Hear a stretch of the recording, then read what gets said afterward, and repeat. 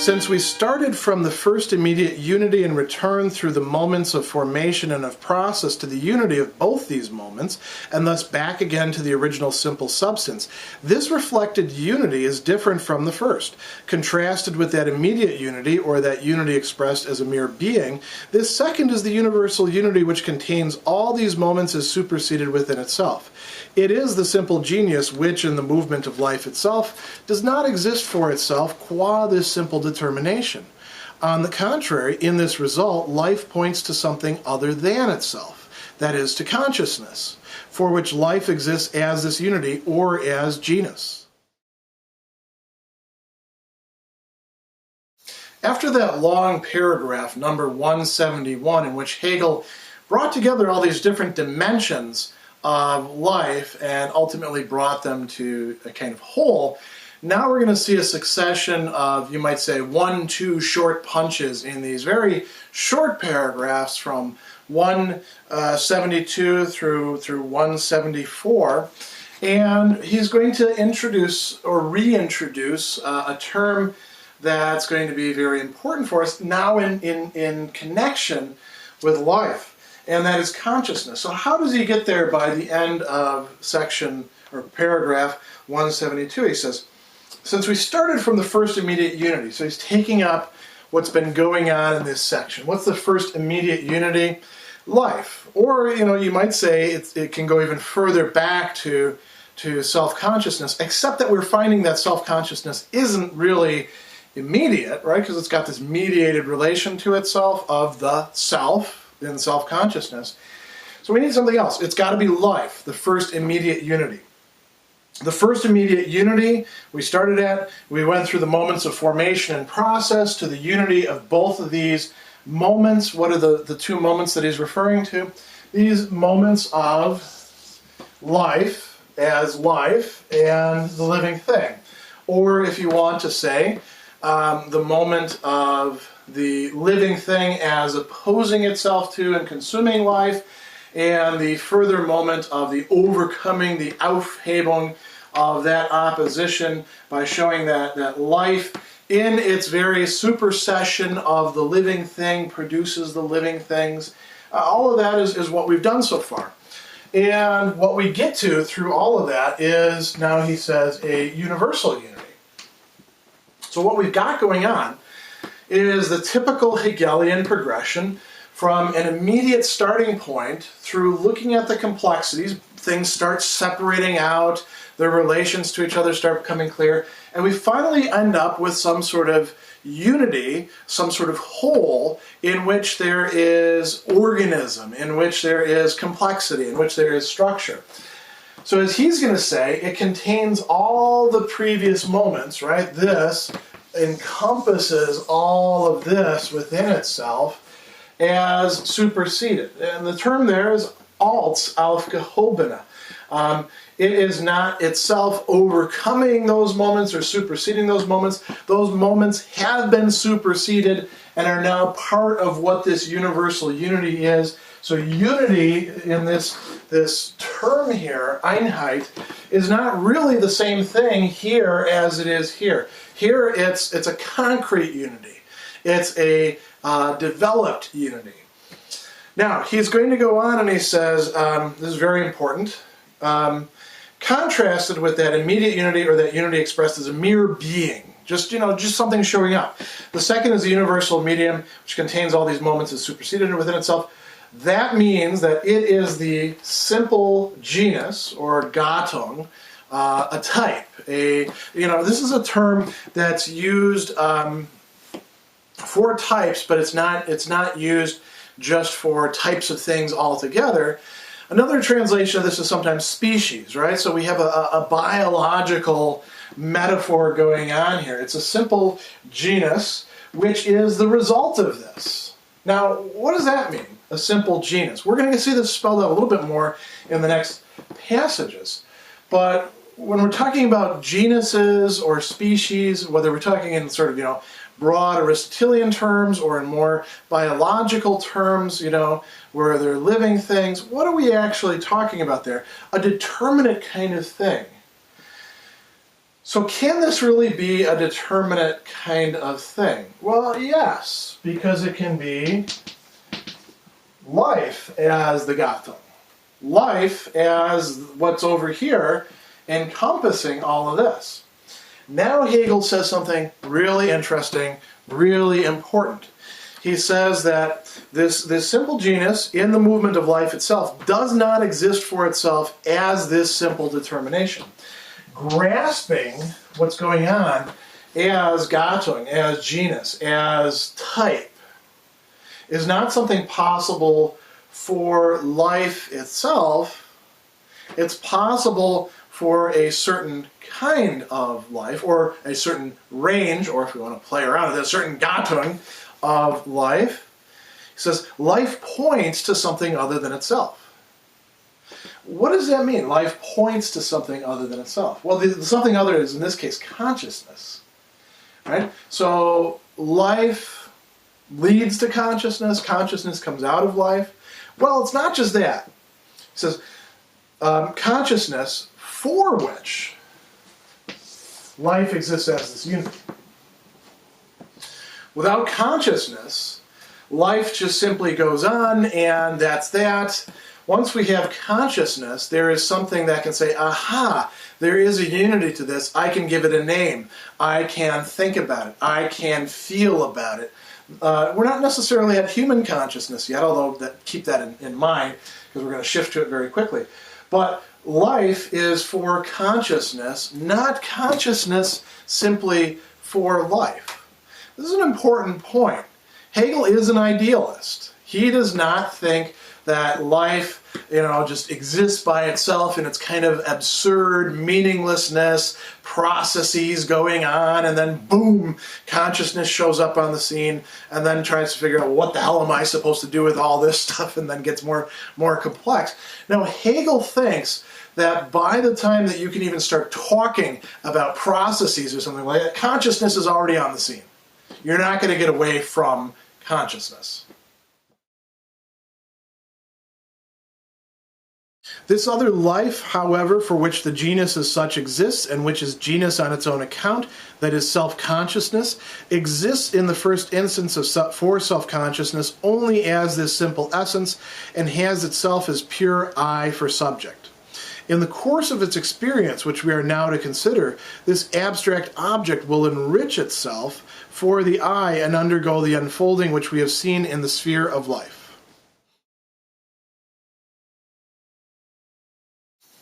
In paragraph 173, now we see self-consciousness, not just consciousness, but self-consciousness come back on the scene in this very short passage.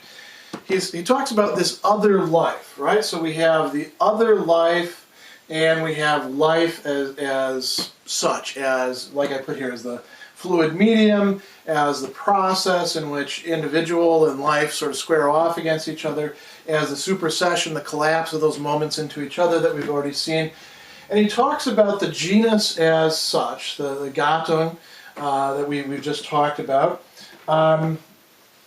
which is this whole realm of life existing for another life. Now, what is this other life? It is self-consciousness, and it is self-consciousness, as he's going to point out in a very important way, by being a genus, sort of like the genus over here, a Gattung, for self itself. And I wanted to insist on this, somewhat clumsy locution.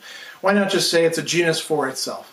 Well, because the way that Hegel's expressing it is for its very own self, for what it is in itself, you might say. So the in itself and the for itself are connected together here conceptually in a striking manner. The other life is a genus for itself. And what that means is we actually have two different genuses here, although perhaps this one is supposed to fit into this one, right?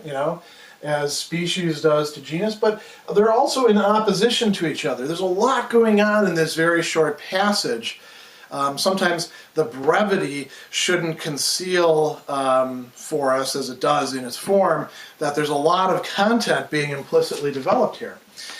Now, what's the real upshot of this, and what's going to give us the new direction of movement for the next couple of paragraphs, is that he talks about this other life that is, self-consciousness, aware of itself, for which this other exists. He says it exists only as this simple essence and has itself as pure I, as object, a pure subject, a pure I think or I can or I am here. It doesn't yet have determinacy. Self-consciousness has this polarity going on within it that we're going to see happen in Hegel over and over again. There is, on the one hand, as has been pointed out by many philosophers before Hegel, something that, insofar as we are human beings and we are beings that take a position upon our own processes of thinking, acting, often in very sophisticated ways like writing philosophy books, we can talk about a pure I that we all have in common. We saw, however, already in the very first dialectic that we were looking at with sense certainty, that any sort of pure I ends up, slipping away from me. If I can say I'm not the pure I any more than you are, I am this determinate being. So we want to figure out how we're going to get that determinacy back. Is the relationship of self-consciousness merely one in which we have this pure I, something like the Cartesian cogito as subject, or other things, the rational mind of Augustine or Anselm, the disembodied soul of Plato. That's not satisfying, and we're going to see satisfaction is very important as we go through this. So Hegel is going to insist that self-consciousness needs to go through a process of experience where this pure I is actually going to be unfolded into something more determinate. And the whole thing that we just studied with life as such, that is going to provide us with the blueprint, with the model. He says quite clearly here, in the course of his experience, the abstract object will enrich itself for the I and undergo the unfolding, which we have seen in the sphere of life. Life is not the end of the story for Hegel, but it is actually showing us one important dimension of movement. The simple I is this genus, or the simple universal, for which the differences are not differences only by its being the negative essence of the shaped independent moments, and self-consciousness is thus certain of itself only by superseding this other that presents itself to self-consciousness as an independent life. Self-consciousness is desire. Certain of the nothingness of this other, it explicitly affirms that this nothingness is for it the truth of the other. It destroys the independent object and thereby gives itself the certainty of itself as a true certainty, a certainty which has become explicit for self-consciousness itself in an objective manner. In paragraph 174, we're going to see the beginning of this experience that we just talked about in paragraph 173 as needed to get us away from the pure or simple I.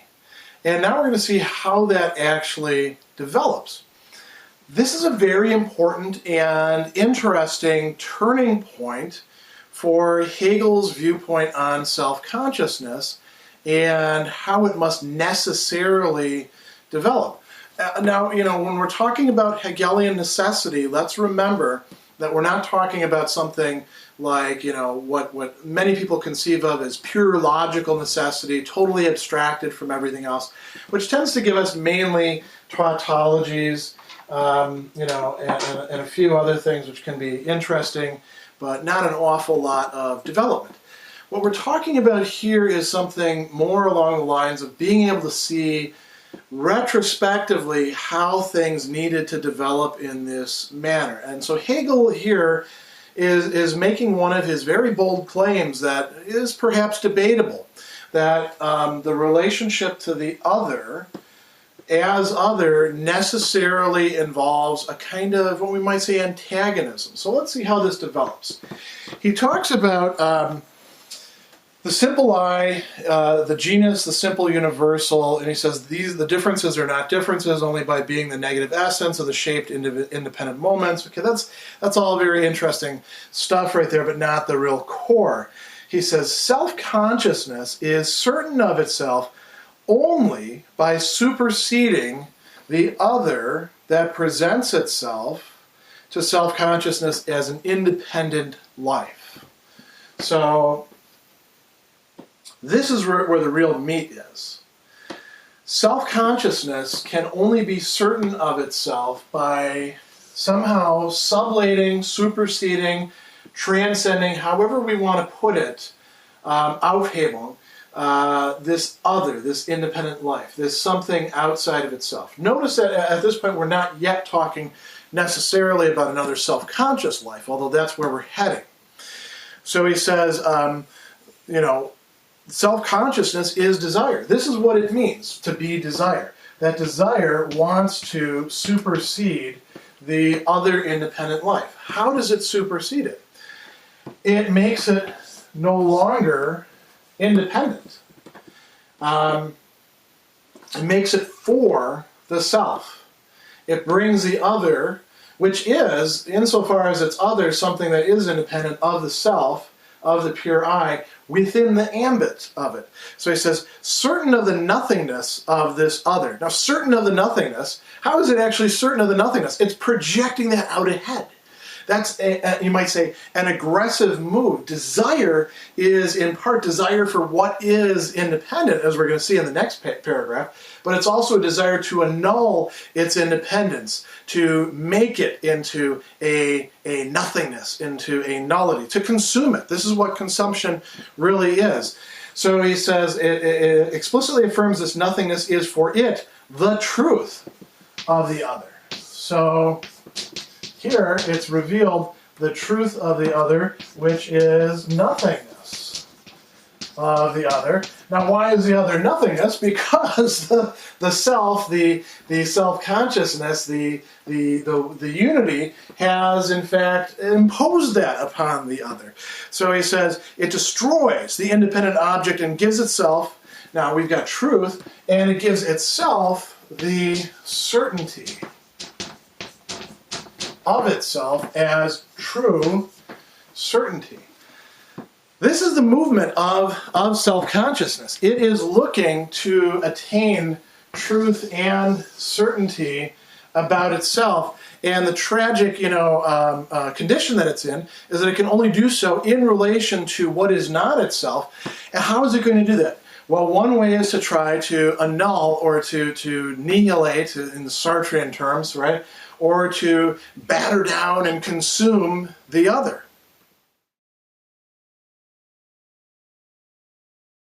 In this satisfaction, however, experience makes it aware that the object has its own independence. Desire and the self-certainty obtained in its gratification are conditioned by the object. For self-certainty comes from superseding this other. In order that this supersession can take place, there must be this other. Thus, self-consciousness, by its negative relation to the object, is unable to supersede it. It is really because of that relation that it produces the object again, and the desire as well. It is in fact something other than self-consciousness that is the essence of desire, and through this experience, self-consciousness has itself realized this truth. But at the same time, it is no less absolutely for itself, and it is so only by superseding the object, and it must experience its satisfaction, for it is the truth.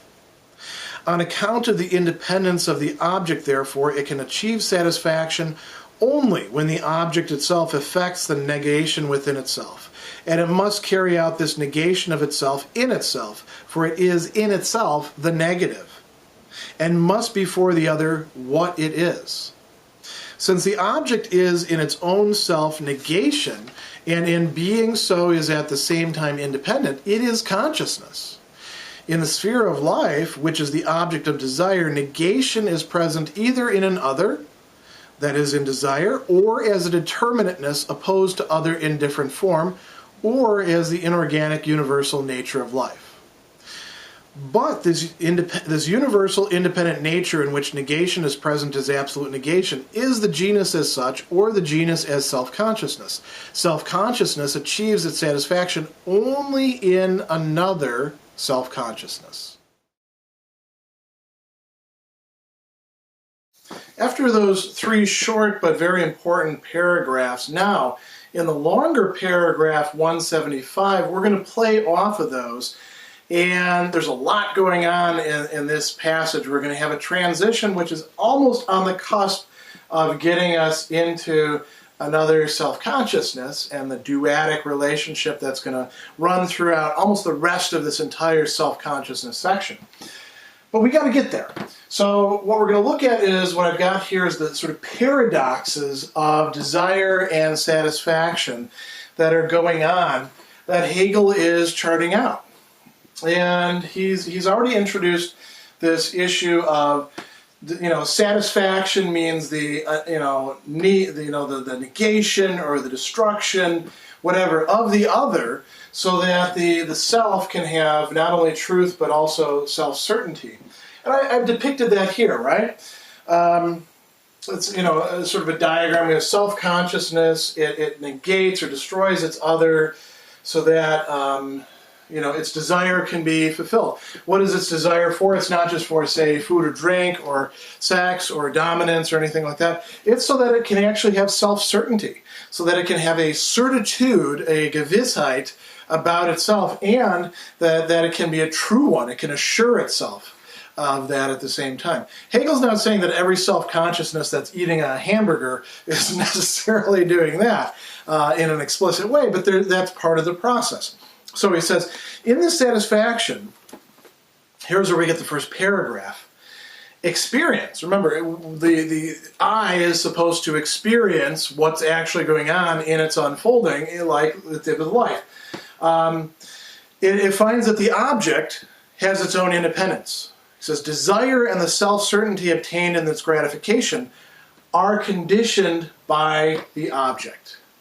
That's a problem. The object here is the other, right? And the other is being annulled, but what's being annulled is supposed to also condition the self-certainty that's available as a result. The satisfaction itself is being conditioned by what is being destroyed. So doesn't that mean that the satisfaction itself is being destroyed in the process? He says, self-certainty comes from superseding the other. In order that this supersession can take place, there must be this other. So like I put here, superseding the other, engaging in this sublation or Aufhebung. That's a very aggressive one. That's trying to consume the other. That's trying to destroy the other. In order that just the self-consciousness can be there in relation to itself. It requires that the other be, that the other exists, that the other not only be at that moment, but continue in some way to exist. So, can it really destroy the other? Not really, because if it does, all bets are off. So he says, self-consciousness, by its negative relation to the object, is therefore unable to supersede it. Self-consciousness cannot supersede the other, the object, that which is different than itself. It has to try to supersede it. That's what desire wants. And at the same time, it can't quite pull it off. If it does manage to pull it off, then, there's no object anymore. And so what do we get going on? This very interesting, realization of reproduction. This is a really key idea here. There's a temporal process of a reproduction both of the object or the other and of desire that's taking place. This is something, by the way, when we think about Hegel's larger impact, this whole self-consciousness section has been one that has probably drawn the most attention in the 20th and 21st century because of the master-slave dialectic. But it's also drawn a lot of attention because of the fact that what is going on is a repetition, a reproduction of both the object, right, the object that's supposed to be destroyed, how do you reproduce an object? Well, you exhaust. Here's a great example. You exhaust one piece of chalk or two pieces of chalk by turning them into little nubs. Go and find yourself another piece of chalk. That's what I do, right? Because I have the same object in mind, which means that I'm reproducing desire itself. Why? Desire is a negative relation. It doesn't have what it actually wants. It's not a pure positivity. It is an expression of what it means to be conscious and to be self-conscious. Remember, consciousness involves negation. That's a key Hegelian idea. All of this means that insofar as we do actually manage to annul the other, we got to go around looking for another other, right? I eat my toast in the morning. Tomorrow I'm going to want to eat some more toast, and it can't be the same toast. I better find myself another piece of bread and toast it up so I can put some other, butter or jam or jelly, or I like tomatoes and radishes as well. You get the idea, right? If we consume the object or the other, we don't retain the satisfaction, and we have to reproduce it. So he says, it is because of that relation it produces the object again and the desire as well. This fact that we cannot actually consume what it is that we are bent on consuming. So this has some very important implications. It is in fact something other than self-consciousness that is the essence of desire. Self-consciousness is involved in the essence of desire, right? Because whose desire is it? It's self-consciousness's desire. But what this means is that the other is equally involved in the desire. The other draws the desire. It's not as if self-consciousness is a pure agency casting its desire around and latching onto things and reeling them in and eating them up or something like that. The other, the object, is drawing the desire to it and conditioning it. He says, through this experience, self-consciousness has itself realized this truth. Now we see that truth is starting to slide over this way. It's not just something that self-consciousness possesses and can keep to itself like a miser with its hoard, or his hoard, or her hoard. I'm not turning a miser into a thing. Although, ironically, the dialectic of being a miser is that of being obsessed with things so much that one actually does kind of turn oneself into a thing. Total side note there. So he goes on and he says, at the same time, it's no less absolutely for itself, that is, self-consciousness. It's only by superseding the object and must experience its satisfaction, for it is the truth. It's insisting on this. I have to experience satisfaction. So on account of the independence of the object, it can attain satisfaction only when something other than this holds. So what would allow the self-consciousness to attain satisfaction in the other, who has to be negated and yet can't be negated because the other has to remain in place in order for this to really work, because the other is conditioning the self-certainty or the satisfaction that's happening? Well, there is a possibility. There is a move that takes it out of this, but it's not a move that self-consciousness can make. It's a move that the other has to make. If the other negates or produces negation or destroys something or sacrifices something in itself, which is partly destroying itself, then self-consciousness can actually have the satisfaction that it desires. So, if I can get the object to do part of the work, you might say, if we're doing this in culinary terms, what is cooking? Well, this is a prime example, right? Think about meat. Can you eat raw meat? Yeah, you can eat some of it, steak tartare and sushi and stuff like that. But can you really sit around and eat raw meat all day long? Not going to work out for you very well. Certainly you're not going to eat it in its pure, off the animal sort of state. So what do? We cook the meat. We do something to it. Now in that case, we're actually, sort of pre-digesting it before we're digesting it. Our saliva, by the way, is part of the digestive process as well. Our chewing, our masticating, all those sorts of things. Now imagine that we get the meat to sort of cook itself, right? To prepare itself for us. There's a Homer Simpson episode, if I remember right, where the animal, that's a pig I think, is like cutting off bits of itself and serving it to Homer. That's what self-consciousness is really looking for, to attain complete satisfaction. Now notice in that cartoon, we had the animal doing something that's very human-like, right? So that's going to play a role here. He says, on account of the independence of the object, it can attain satisfaction only when the object itself affects the negation within itself. And it must carry out this negation of itself in itself. Why? Because it is in itself the negative and must be for the other. This is the other now in this case, the self. The other is the other to the self. It must be for the other what it is. Now what does that mean here? Very important implication. Since the object is in its own self-negation, and in being so is at the same time independent, what does that mean? That means that the object itself is consciousness, right? The other is consciousness.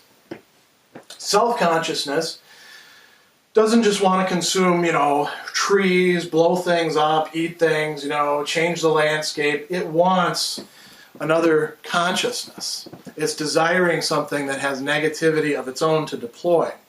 So he says, in the sphere of life, which is the object of desire, negation is present either in an other, that is in desire, or as a determinateness opposed to another in different form, as the inorganic universal nature of life. We saw this before, right? This other over here can be that life in general that we consume and all that. We're already past that now, though.